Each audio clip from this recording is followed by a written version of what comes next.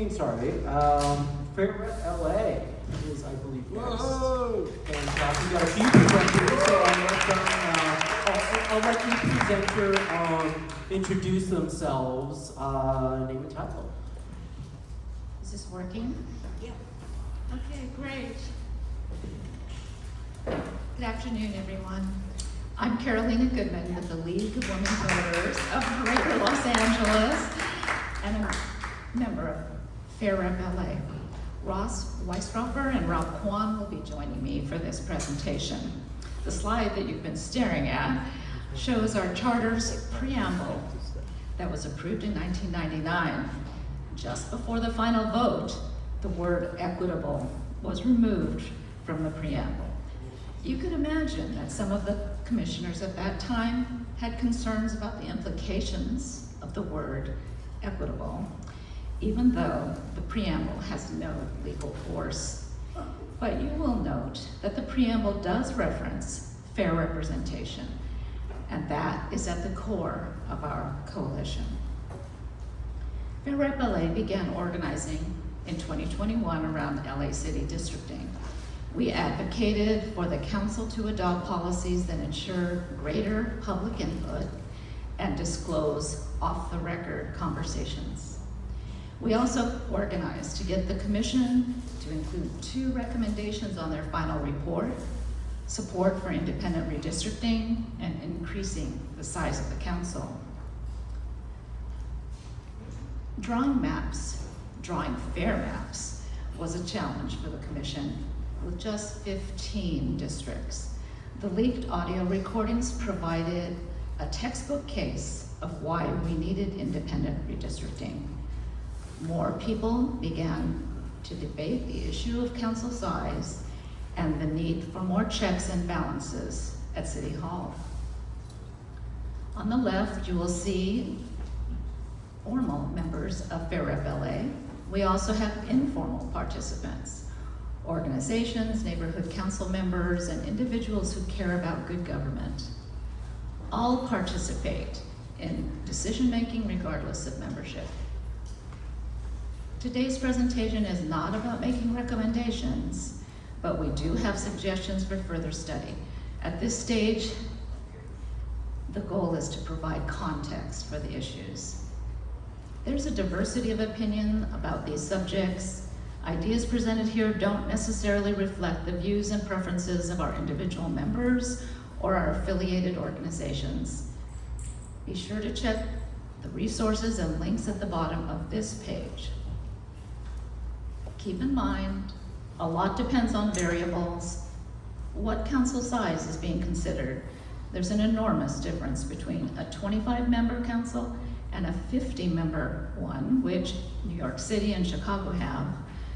What form will the districts take? How will expansion be implemented? The details really matter. Some people push back on the idea of expansion. Why would anyone want more politicians? Well, Fair Rep LA helped support a poll conducted by FM3 Research in the summer of 2023. They surveyed 826 likely voters in the city of LA on a number of reform issues. The survey found that 64% support a 23-member council and 59% support a 29-member council. Now, I'm going to hand it off to Ross Weisstroffer.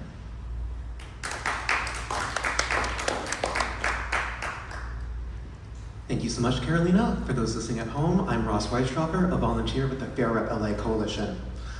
Now, we know polls don't vote, but luckily for us, we had Measure G on the ballot last fall to see just how voters really felt about a big increase in the number of county elected officials.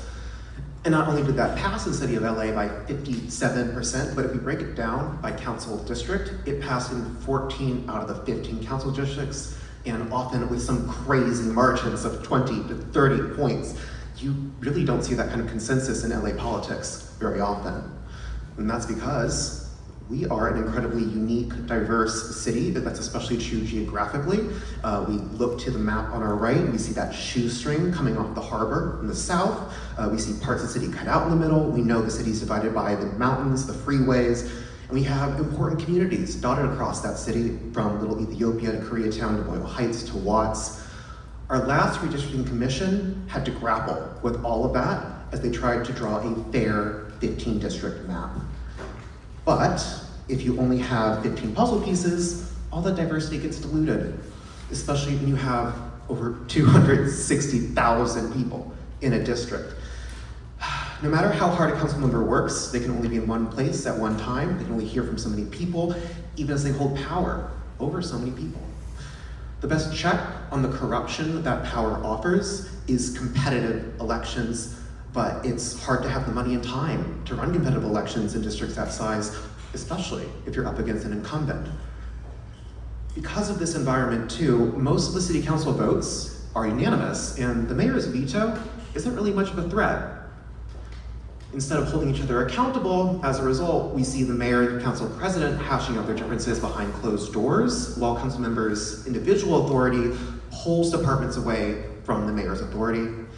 And finally, with so few council members in 19 committees, the council is just stretched thin. Members juggle multiple committees on the same day as council meetings with overlapping schedules, and half of our regular committees actually only have 3 people on them. With only 3 districts having conversations with the whole city on important issues, it's hard to say all our city is fully represented in city business. And because of the Brown Act, it's also hard for committee members to be able to talk about their work with people who aren't on the committee. Council size addresses all of these issues. It's easier to avoid dividing communities during redistricting when there's more ways to draw the lines. It's easier to have communities be represented when they have more opportunities to get elected. It's easier to represent people, less people per council member, easier to get access to council members and their staff. Running for election requires less resources, and it's also easier for council members to whip votes, to remove a council president. That helps the mayor more openly check the power of the president and speak up on their legislative priorities. And it also means more electoral competition and less corruption, and a reduction potentially in the number of committees per council members, making those committees easier to schedule, easier to collaborate on, easier to get more representation from all of our city communities on important committees. And I say that means more responsive, well-functioning democracy. So, what's the magic number that will get us there? Fair Rep LA does have a ballpark. We previously advocated for a minimum of 25 council members, but beyond that, preferences vary, and the maximum depends on that familiar word, the system. But before we get into system options, we have to think about power. What powers council members can and should have over their district to actually deliver effective services. And I mention this because during 2021 redistricting, there was a very important conversation about assets in a district like LAX, downtown, USC. But the reality is that each asset in our city affects way more than just one district. When we're thinking about these systems, we might want to think more collaboratively and regionally to make sure we're capturing the whole value of our community's assets and everyone they affect in their region. Okay, so now thinking about systems, the first option we want you to consider are single member districts, 1 council member per district. That's the same system we use now. We think it works best with around 21 to 31 council members, which is a range we've come to as a result of the realities of redistricting. Council District 15, which you'll see on the right, is the most geographically constricted district, and there was a really big push in 2021 to move Watts out of CD 15, but the commission gave up because they realized they'd just be putting other communities into CD 15 instead. Moving Watts out of CD 15 requires at least 21 districts, and even then, you leave those living in that shoestring hanging. We have a maximum of 31 districts because as you add districts at a certain point, and to speak to Commissioner Yap's questions earlier, you have to start to trim parts of communities such as like Koreatown or downtown LA to keep the equilibrium, the equal population between the districts. To think about pros and cons for this option, single member districts are easy to understand. It's clear who's the rep for each area, but it just recreates a lot of the same problems we deal with today with a lot of power in one person, incentives to represent just your district as loudly as possible, and incentives to attack your electoral opponents to win. An alternative is option 2, multi-member districts using ranked choice voting, or RCV. With RCV, voters rank the candidates in order of preference on their ballot to elect multiple council members for their district at the same time, which we did also poll with 71% of likely Angelino voters in favor. As an example, in this map, I drew 11 districts. Each district resident would vote in a single district race where they would rank candidates, and the top 3 candidates would be elected into office to represent that district. Because each district would be larger than potential single-member districts, it works best with more members. This system could also be phased in before next round of redistricting with 5 regional districts out of our current 15 districts and 3 members elected for each region. Multi-member districts do minimize the ability to gerrymander maps. It's easier to keep communities whole, and with 3 winners in each race, there's no need to pit minority communities against each other to try to win that single seat. Single-member districts can't achieve that kind of diverse representation. And for example, I've tried myself using our redistricting tools on fairrepla.com, and it is close to impossible to draw a single-member district with an Asian American majority, unless we're expanding to at least 40 districts. Multi-member districts also distribute power, so no one person has a monopoly over an area. It incentivizes members of districts to work together. That means a more competitive, responsive electoral environment. And because anyone you're running against could be your future coworkers if you win, it reduces negative campaigning. And helpfully, it could help us reduce overhead costs by having members in the same district share office space and resources. But the downside is the diffusion of power could mean diffusion of accountability. Members might not always evenly distribute their attention between neighborhoods. They might have competing political visions. And I know you're thinking to yourself, competition in my democracy, it's more likely than you think. These are all issues that we can navigate as other cities have before, but that depends on just how much of a coordinated, effective administrative system will be created between the mayor and the city departments. And now for our third and final option, I will go ahead and turn it over to Rob Kwan.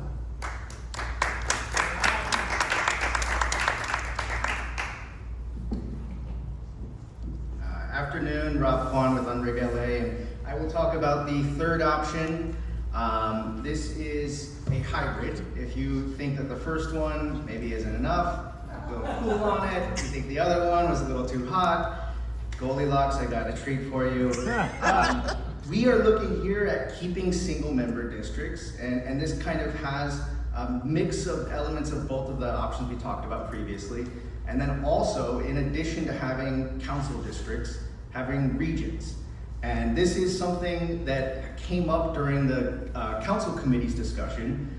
There were some of the members who had reservations about increasing our council size, like Councilmember Goodman, Field, and Harris-Dawson, expressed greater interest in something like this, where we would be splitting the increase between council districts and also having regional representation. On the next slide, we're going to look at some other options, and we have 29 potential combinations you could take. And the beauty of this is we actually would not need to redistrict. We had the Fed tapes, there was the fierce urgency of now, and then a year later, everybody kind of said, oh, we don't want to redistrict. And now we're in a financial crisis, so maybe we shouldn't redistrict. But this is actually a really convenient option where we could have a bigger council in 2028 should the voters approve it in 2026. As I mentioned, there are 29 options. You can find all of them in our resource document. Thank you to Ross for pulling those all together, and maps for all of them. These kind of give you an idea of what we might be looking at. And I think the middle one there might be my favorite, and it just kind of illustrates a few aspects to the benefits of having regional representation. Downtown LA, that was Jose Lizar's crown jewel. It was his cash cow, for better and worse. And there's always been a big fight over downtown LA. And by having a regional representative there, it is not one council member's baby. It is split, and in here you have Council Districts 9, really impoverished district, Council District 14 and 1 all together. Then you can look over to the right at that red district. We actually have a really large Chinese American population that flows from Chinatown to Lincoln Heights to El Sereno, but they are split between 2 districts right now. We have a really powerful and reliable Armenian vote in this city. However, they are split in the valley, and then we also have a community in CD13. There is no way you can draw a single member district connecting them, but here we actually do have CD2 and 13 connected. And that district over on the left, the West Flag one, you might say that looks kind of weird. But at the same time, there are some commonalities there. We have a connection with Jewish communities in CD3 and CD5. You can look up to the north. We have CD12, 6, and 7 all together, and we talk about resources, how to divide the pie. Councilmember Lee has the Sunshine Canyon Trust Fund.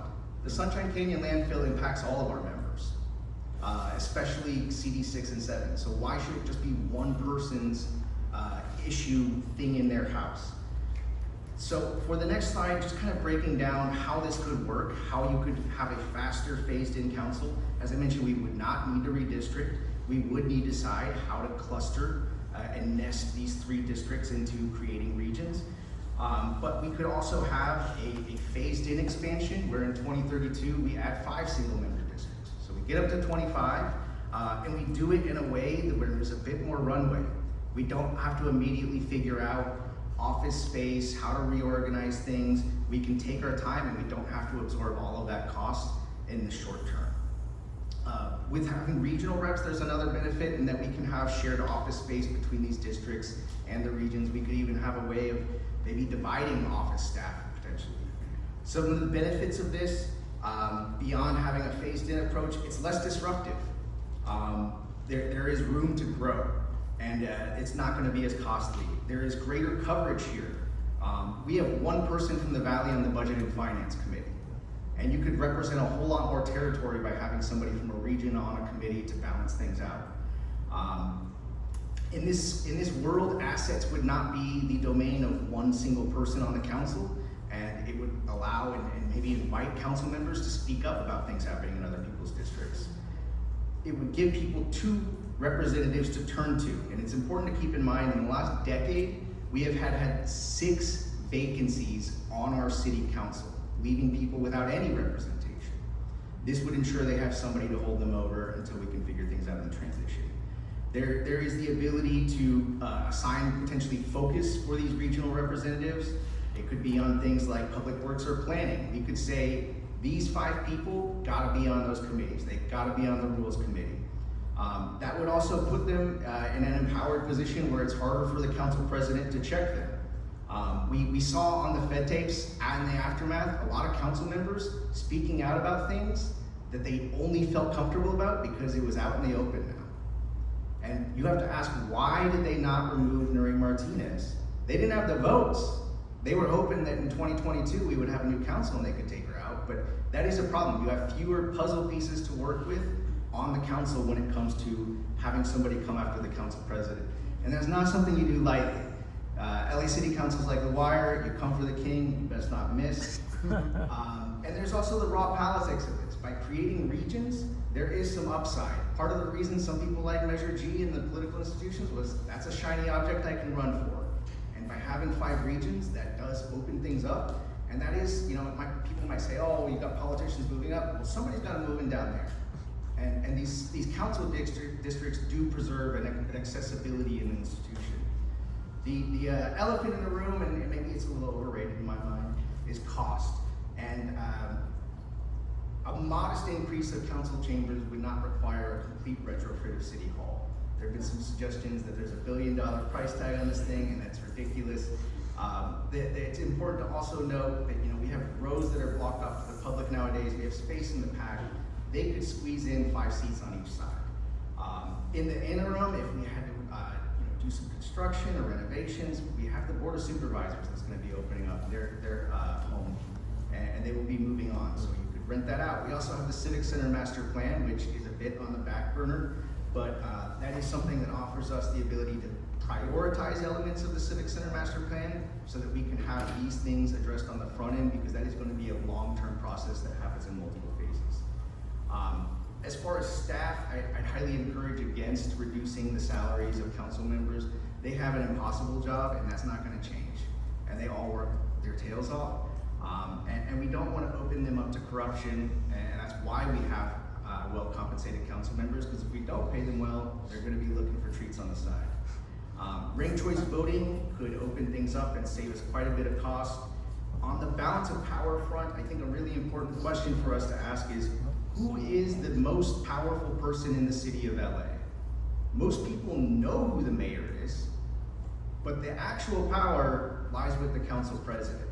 And until we change that, it doesn't matter if we have a city manager. It doesn't matter if we diffuse the power of the council members or make any number of changes to remove their discretion.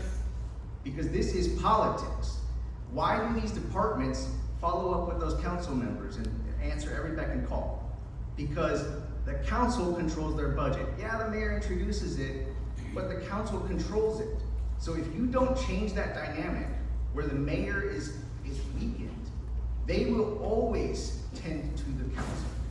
So I think it's really important, council expansion is not a silver bullet, but it's a necessary element if we're actually gonna get a more effective city. This is something that, we might be shifting power towards the mayor, departments, commissions. I think there's some value in looking at our commissions, whether they're worthwhile, but if we're keeping them, we should definitely open up to non-citizens, like our independent redistricting commission. We should diversify who can appoint people to commissions so they're not all coming from the mayor. And for some commissions, like planning, we probably should have some relevant expertise. And we should also ban unsigned letters of resignation. That's been something that's been attempted and isn't always so easy. On the next slide, just want to talk a little bit about issues related to council size. And with an increase in council, redistricting becomes even more important, and there are two flaws in our current system. For both its budget and legal advice, the commission is essentially reliant on our elected officials, which completely undermines the process. You can imagine how much influence the budget chair or the council president would have with the commission just without saying a word.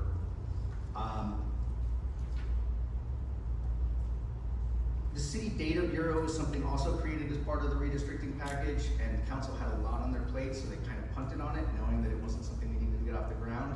But I think as we look at our bigger, grander structure, the City Data Bureau is something we should keep in the back of our heads and see where it might fit. And ballot access. It's actually way harder to qualify to run for city council in Los Angeles than if you were running for governor, sheriff, Congress, Board of Supervisors. It's effectively easier for somebody to run for mayor than it is to qualify to get on the ballot for city council, because you have the same number of signatures, but you have a smaller number of people you can draw them from. And this adversely impacts our poorer communities, because those with lower voter registration rates, we have a span of 100,000 to 180,000 as far as registered voters per district. So some districts have almost twice as many people as somebody can get signatures from.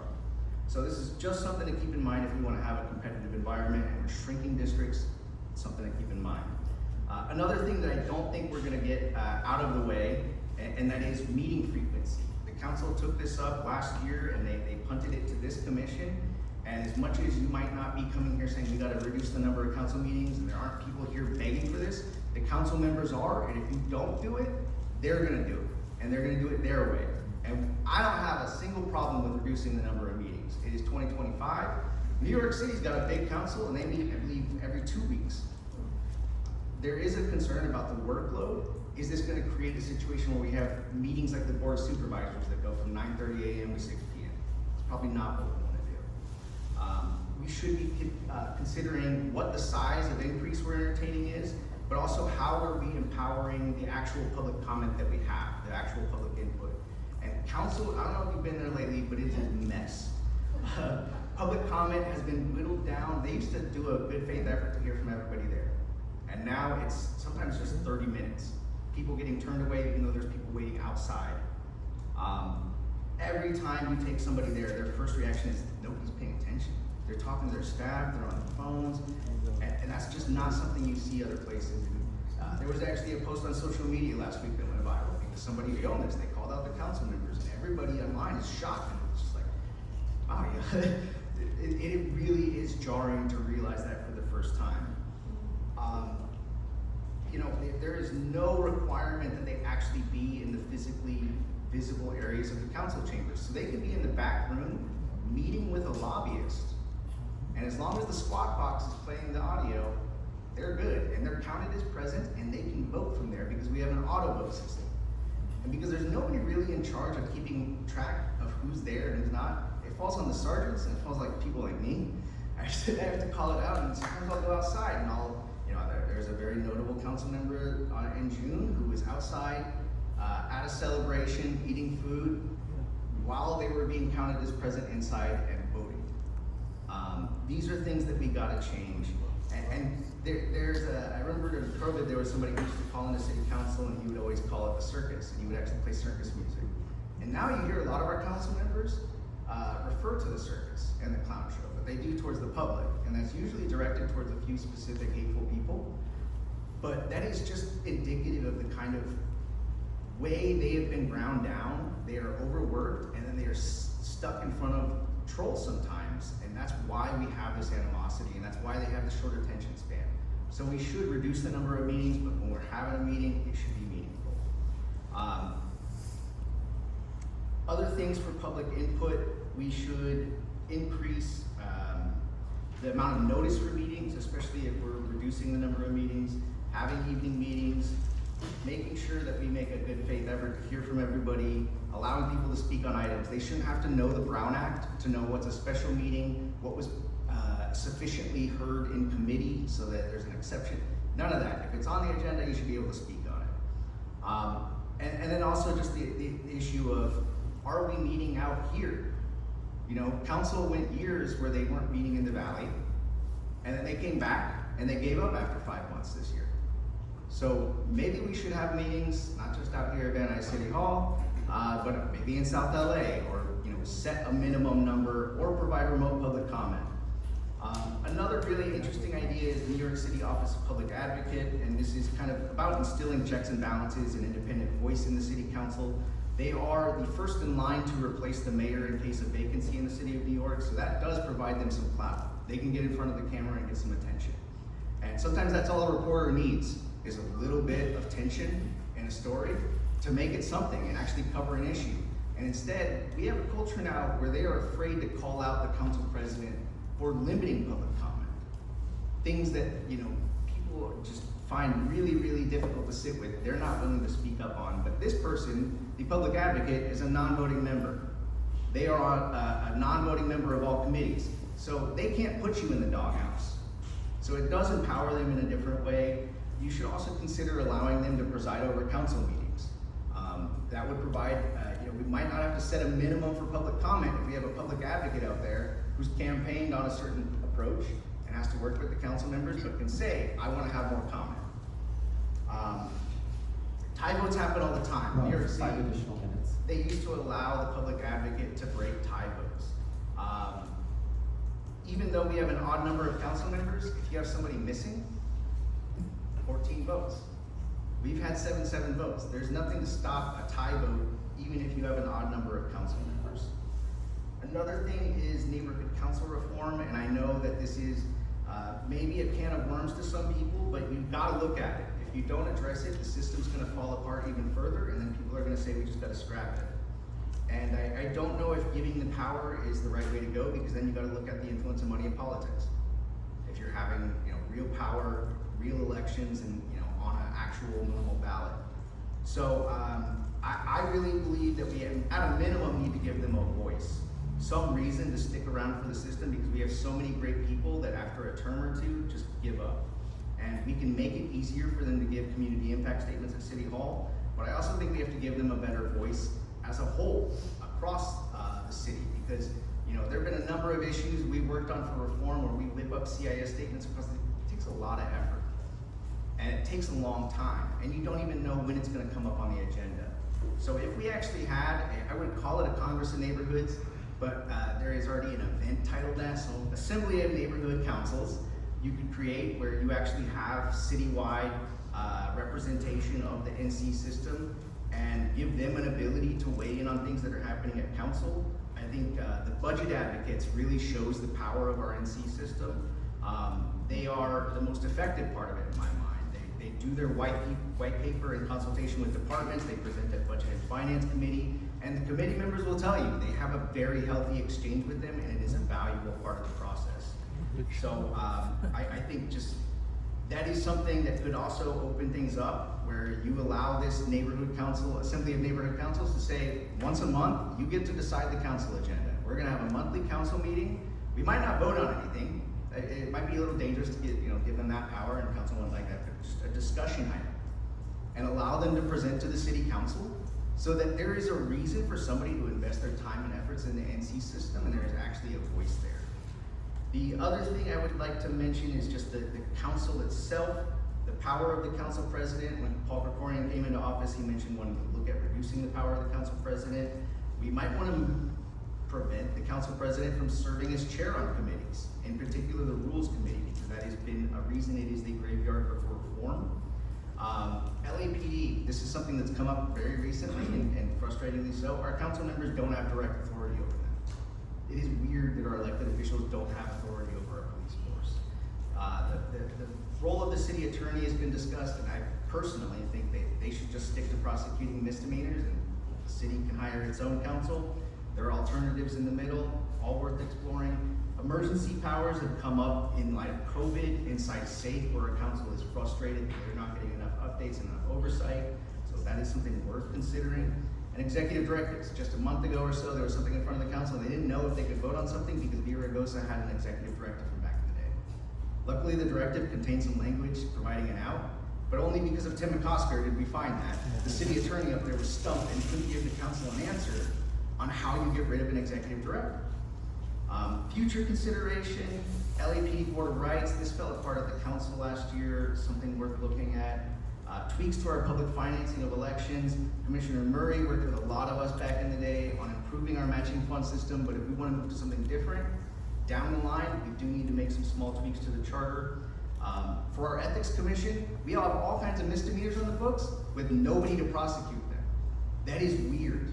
That is maybe partially why we have a culture of corruption, because the only thing they can face is an administrative fine from the ethics commission. Other things to look at, lowering the voting age and an independent budgeting process. There are some people on our council who hate ballot box budgeting or fixing a minimum, but maybe we could create a separate institution that is solely devoted to looking at matters like this, independent counsel, or budgets, and say they are gonna help set the proposed budget for the IRC, ethics and controller.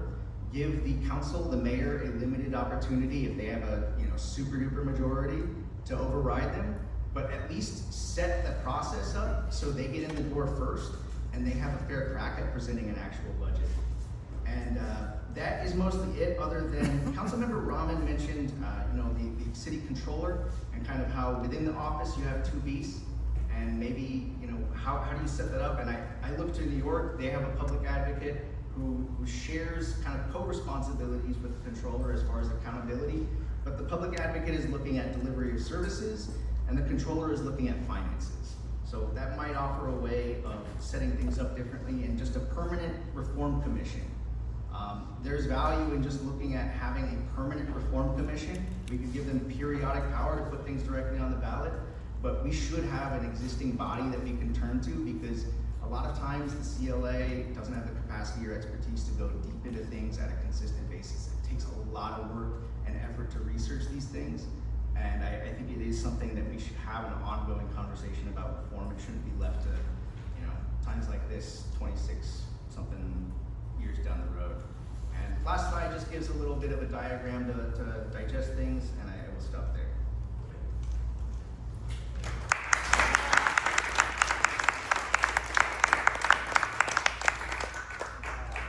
Commissioner Yap, Field, and Andrades. Commissioner Yap. Thank you for taking us through all that. There is a lot in there, and I'll say that I've two questions, one about the neighborhood councils, one about the hybrid. Just to understand the proposal, or at least the analysis. take the second one first. On the hybrid model for districts, we've been hearing that council members already have a lot more territory to cover than is practical or feasible. So to give another council member what would amount to be 3 times that amount of space, understanding that there would be overlap, how would they work together in a way that would create efficiency in that vision? Yeah, and I think one, that there are a chunk of cities that have, single member districts and they have at-large representation. You can look to like Boston. They've got 9 single member districts, 4 4 at-large members. Jacksonville, which is not necessarily a place to study for other reasons, but they have an interesting setup where they have single member districts, but they also have at-large members chosen from regions.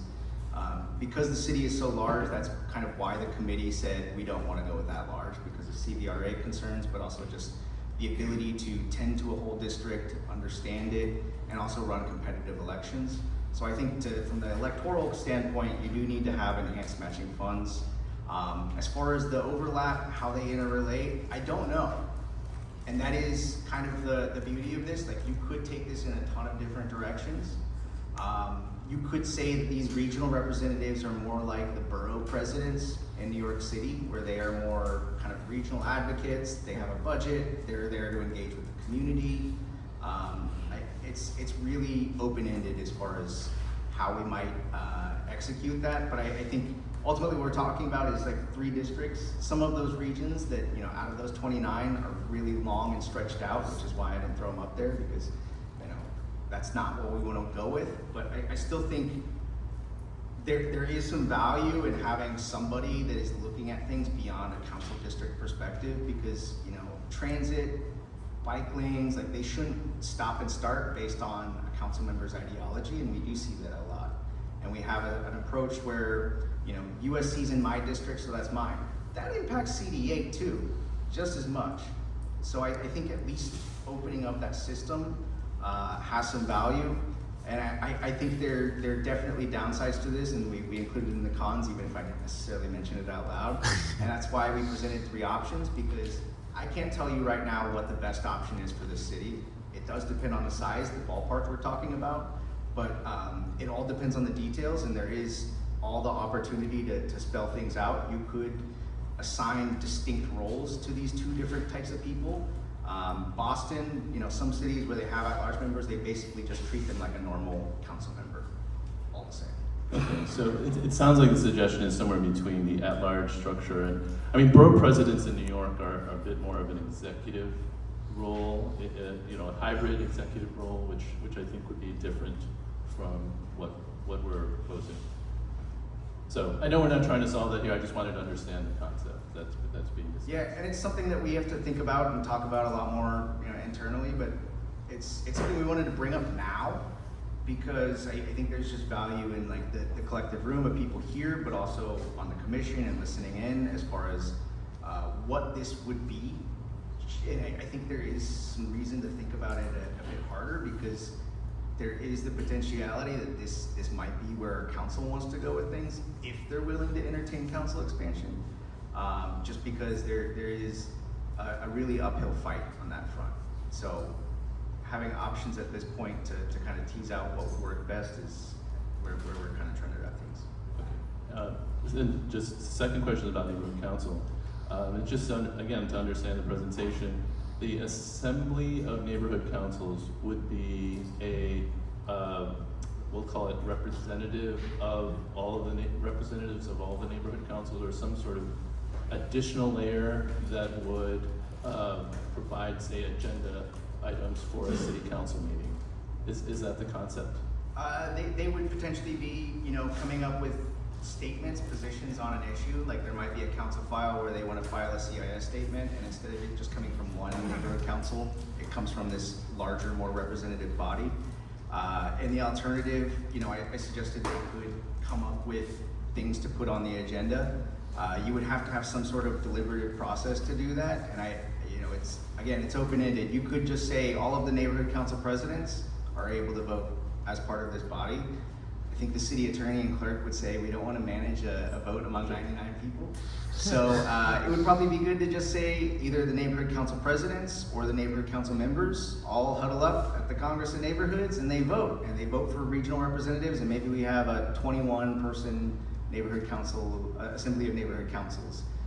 It is open-ended, but like the vision would be that we are creating a purpose and organizing platform. There are a lot of alliances in the NC system that have been very effective, but they are also limited in that they're kind of on an ad hoc basis and they're not necessarily in one house. They might be not okay with being put into this house, but it does offer kind of that broader organizing spirit and power to the NC system that we kind of have lacking right now. I see. Okay, thank you. Commissioner Field. Thank you. Thank you to you and your colleagues. This is Mona Field, as requested. And I'm asking a question similar to Commissioner Yap. I think we both were focused on the difference in power between these regional reps, I think you call them, and actual council members. And you just said there's a lot to be fleshed out, which I appreciate. And I'm just gonna give you an analogy if you can answer, because I think you've answered most of my question by answering Commissioner Yap's question.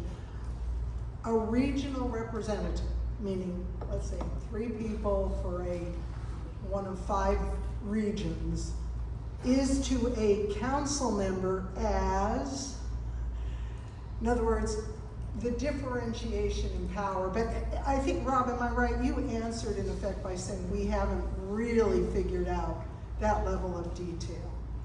I mean, ultimately, all of them, regardless of whether representing a district or a region, would have 1 vote on the council. I think there's a natural extent to which somebody representing a larger region usually has a little bit more clout and influence. But I don't know if that answers your question well. It's a good start, thank you. Equal votes, even though. Yes, as far as institutionally, yes, and another benefit of this whole regional thing, if we're trying to like reduce the workload for our Council President Krikorian, when they were on the ad hoc committee, like they thought out loud, like, we really don't need to be dealing with some of this stuff. Like there are all kinds of like lighting district, REAP items, just all kinds of mundane things that maybe should not be going through the full council. And if you had this regional body, one thing you could do distinctly is have a separate body that can hear some of these things, and maybe you give people the ability to appeal it to the full council, but at least diverting some of the workload to a different body so that we can maybe get away with having 1 council meeting a week. So that would probably be the most unique kind of difference I'd envision, other than maybe, just maybe, deciding that you want to give them, designated committee assignments. My concern is, I have a lot of faith in like power checking power, but we have to have a system that allows that. And I think by having some people that have a little bit more clout, they're elder statesmen, but also maybe they can't have their committee stripped. Maybe you only give them 3, but they can't be stripped. That would empower them to be a little bit more open and hold their colleagues accountable, which is just something you don't see now. Commissioner Andrades, Commissioner Murray, Commissioner Stein. Yeah, thanks so much for coming in for the really comprehensive list of suggestions. Commissioner Diego Andrades here. I'm just wondering if you could speak a little bit about multi-member districts and their impact on minority voting blocks. I'm particularly curious because we've seen in LA County at large, when we have plurality districts in single-member districts, obviously, where you're putting 2 different minority groups together, you actually have a lot of impacts where one group overpowers the other. So I know that having multiple members does slightly solve that, but when you have really racialized polarization and now you're putting larger districts together so there are even more minority groups at the same time, aren't you really diluting the impact that communities of interest have overall? And then also, if your group has tested this against the Voting Rights Act and the Voters' Choice Act in California. As to the latter, I have not done any kind of like California Voting Rights Act analysis, and I think it would really kind of depend on the system as far as like, are we doing proportional ranked choice voting? Because multi-member is a little bit different from that kind of setup, and I think it really does depend on the size, and I don't mean to cop out there, but if we're talking about a 21-member city council versus a 27, there's a world of difference in how big that district would be that's electing 3 people. If you get up into the high 30s, I believe you're getting, or not high 30s, around 30 or so. Off the top of my head, I think it's around like 460,000, which is larger than our current council district, but you're fitting 3 people into there. So I think on balance, you're not necessarily losing anything there. Ultimately, people are getting 1 vote. They're ranking, and it's not like the kind of at-large systems that we see that get shot down by the CVRA, because you ultimately don't need to get 50% to be elected in that district. Yeah. I would also just say, if Ross wants to come up and say anything, this is not my area, and I know at future meetings we'll have people who are way more seasoned in this specific setup and those kind of analyses. I do know that the Haynes Foundation has engaged a couple professors at Claremont McKenna who are looking specifically at the demographics of the city of Los Angeles and looking at the possible benefits or downsides to multiple kinds of setups as far as council expansion, ranked choice voting, and multi-member districts with proportional ranked choice voting. So I cannot say I have answers on that, but there are other people that will be before you and are doing a lot of research on this who will be able to give you a much better analysis. Yeah, that's helpful, thank you. And I would just say, part of the tension we have in the city is shifting populations. That's something that came up 15 years ago when the council was redistricting. There was concern about, the shrinking African American population in South LA. How do we represent, continue to maintain that representation? And now we see CD9, we're gonna have an open race there. Who knows how that's gonna pan out? And, the fact that we have in CD10, the Korean American community, we had the Latino community, and we had African American community, all fighting for representation under a single member. No, yeah, it's already not helpful, so I totally understand that. So Yeah, I appreciate it. Just mean to highlight, that is probably the best example for why multi-member would be uniquely beneficial, is we're not just trying to get a single member to represent a district and its population. Commissioner Murray and then Commissioner Stein. Commissioner Murray here. How do you justify more representation by less city council meetings? Frankly, they used to meet 5 times a week, and we went down to 3. And I think, I really believe in, more than most people, believe in the value of public comment.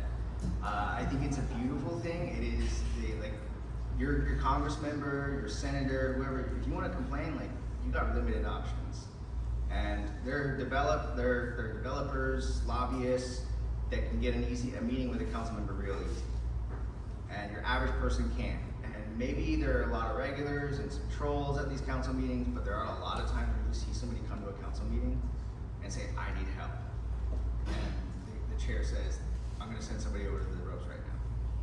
That is the ultimate way you can, get something addressed. But also, if you're talking about a policy issue, the reason I'm speaking to 13 commissioners. What other world can I set up meetings with all 13 of you and talk to you about something in a focused way? So there is value in public comment.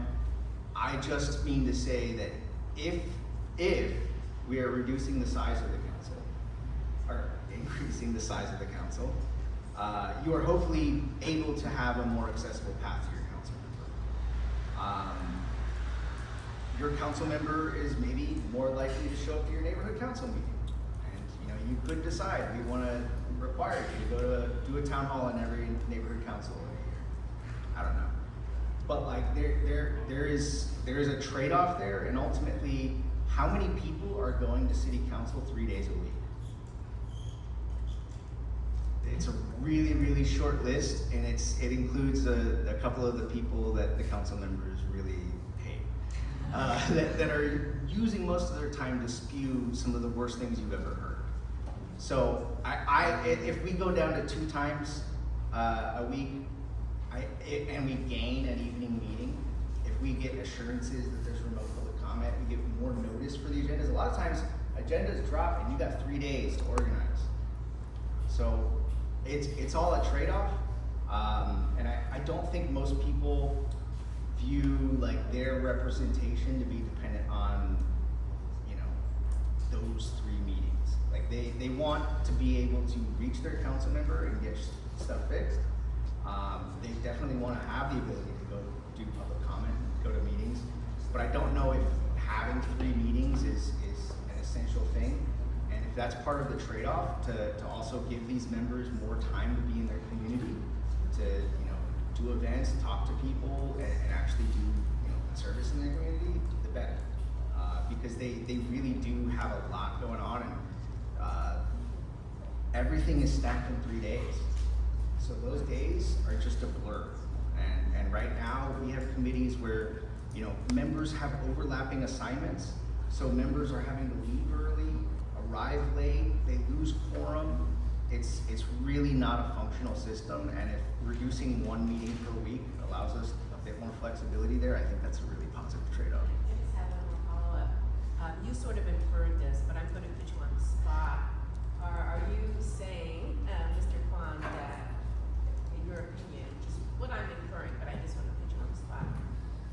In your opinion, you don't think the majority of the city council is in favor of expanding? I don't know. I hear mixed things. I just know that we need more than a majority to get it on the ballot. And I felt really confident we were close a year ago, 2 years ago, sorry. Like we had a majority of the committee, but obviously to put something this big on the ballot, you need to have a stronger consensus on the council. I don't know if, I think it all kind of depends on the bigger picture and package. When they were looking at council size, part of the reason they got overwhelmed is because we were talking about so many other things and they were realizing how interrelated they are. They were realizing we're concerned about service delivery and this only addresses part of that. That doesn't get to the bigger structure. So I think having an expansion package that's part of the overall, you know, bigger change is a positive. And I have a hard time reading the council members, at least some from what they campaigned on and what they've said publicly. We should have the votes there.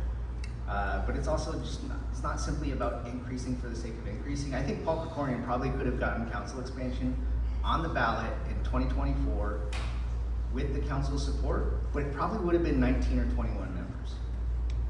And why go through all of that effort so far out ahead of 2032 to do a marginal increase if we can spend some more time and figure out what the right ballpark is, what the right system is, how this fits into the bigger picture, so that we're not just saying council size is going to fix our problems, because it's not going to fix all our problems.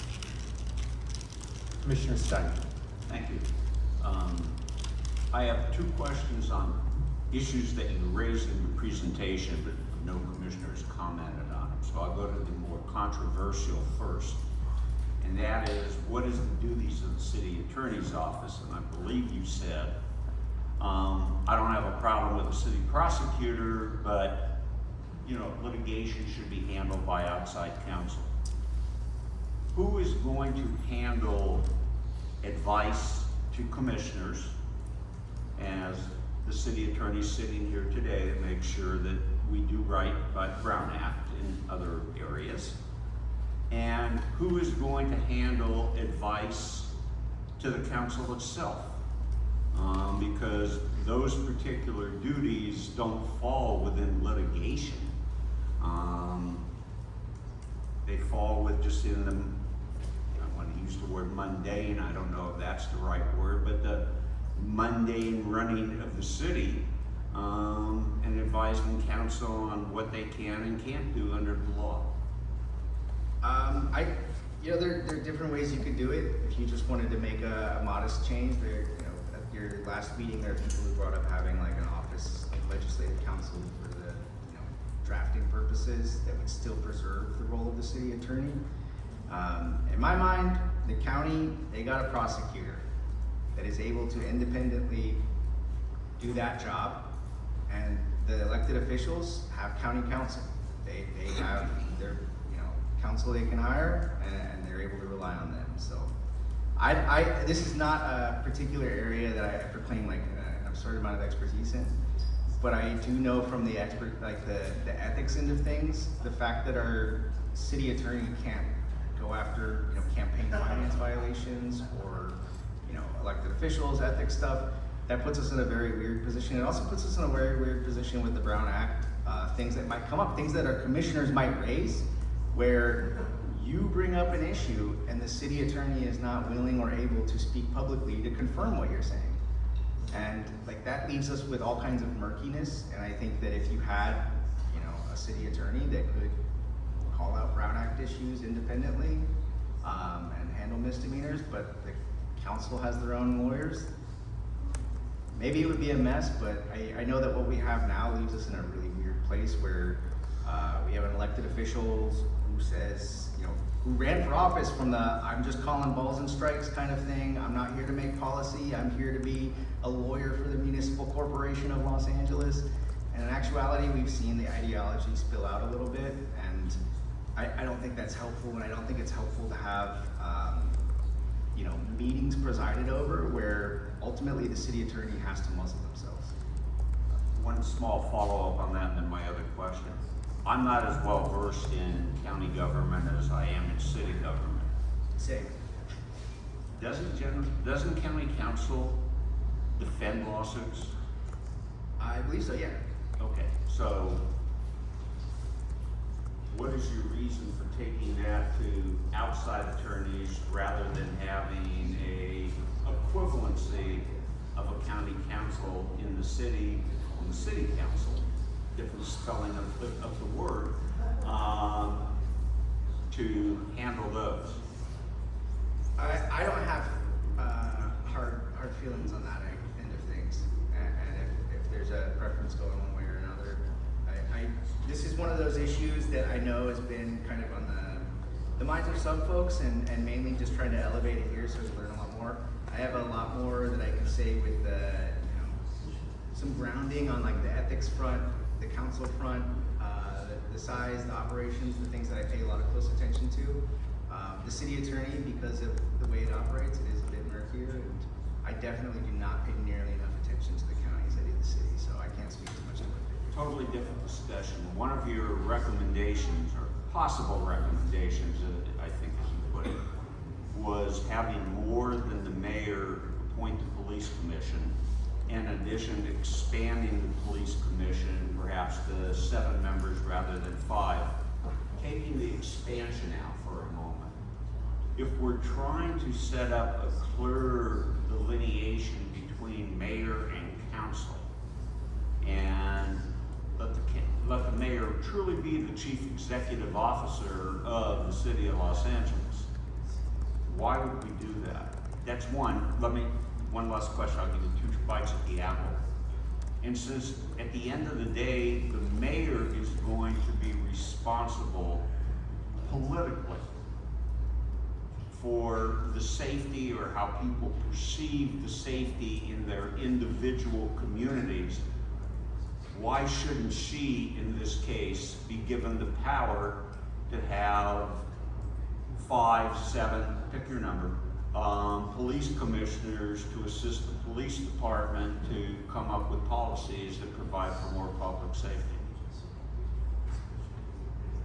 So I don't like the way we have things currently set up where we're waiting around for appointments that sometimes don't happen on time, and there are no real consequences for them. We have somebody currently on the police commission whose term ended last month, and for some reason the city attorney is still allowing them to serve on the commission.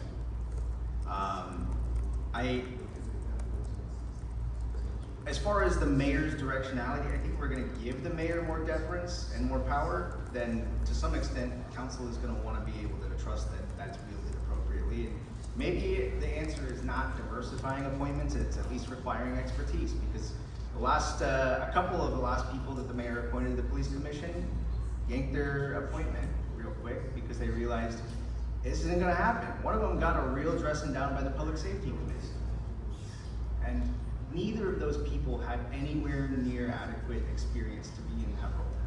So maybe if we are setting things up so that the mayor is not having, letters of resignation to hang over their head, and there's some level of expertise, we don't need to do those other things. There are options here. New York City, I previously mentioned, they allow their planning commission, the borough presidents, the public advocate, all get to appoint somebody. The mayor appoints a majority. However, the mayor does get to appoint the chair of the commission. So one alternative could be you diversify the appointments, but you give the mayor the power to appoint the chair. So at least from a leadership perspective, there is that. The whole point of the commissions is to diffuse power, and you're not really diffusing power if you're just putting it in the hands of a bunch of people who are all mayoral appointees, and you are really just limited to reflecting that mayor. I like this idea because I've seen different police commissions in different cities where they have a healthier balance and mix as far as the composition of the commission, in part because there are different appointing authorities.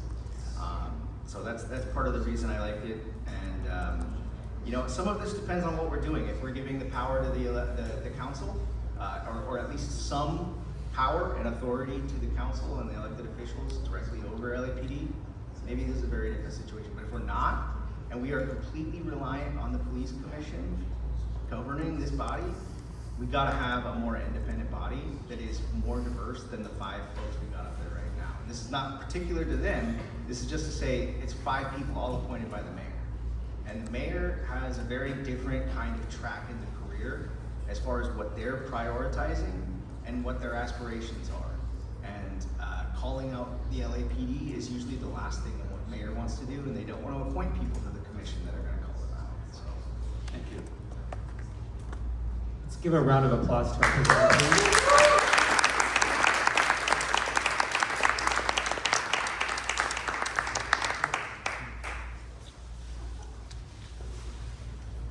Alrighty, we have our last presentation now.